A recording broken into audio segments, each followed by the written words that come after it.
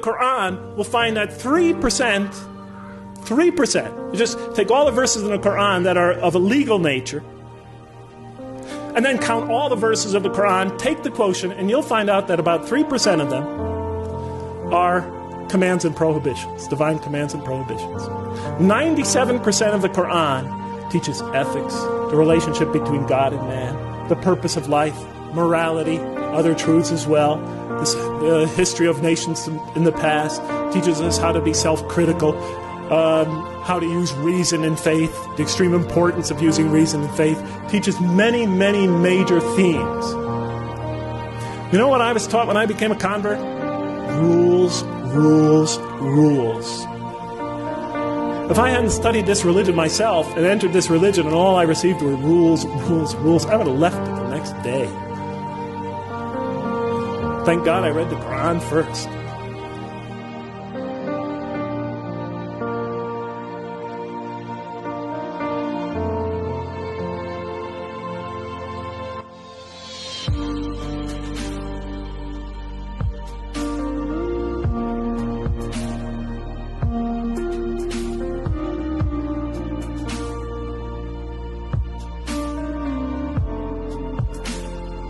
And the Quran is written in a very interesting style.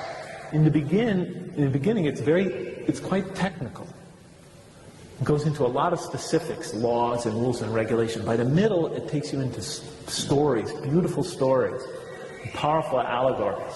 Towards the end, the emotions of the Quran picks up and it like reaches a crescendo and brings it all to this beautiful, powerful bursts of spirituality and eschatology, and it all comes together, brilliant, pounding images.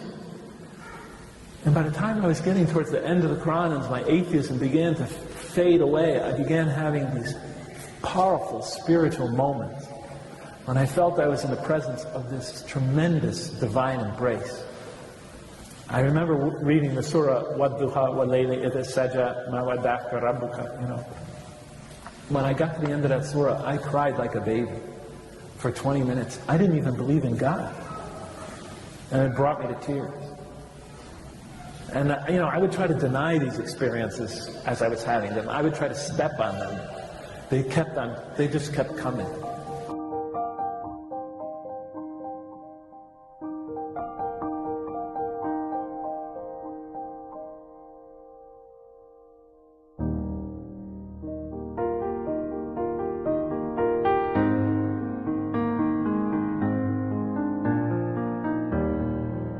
And I look at the first surah, I turn to the first surah, and I'm just reading it out of academic curiosity.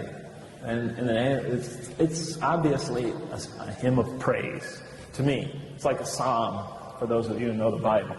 At least it starts that way. In the name of God, the merciful, the compassionate, all praise be to God, ruler of all worlds,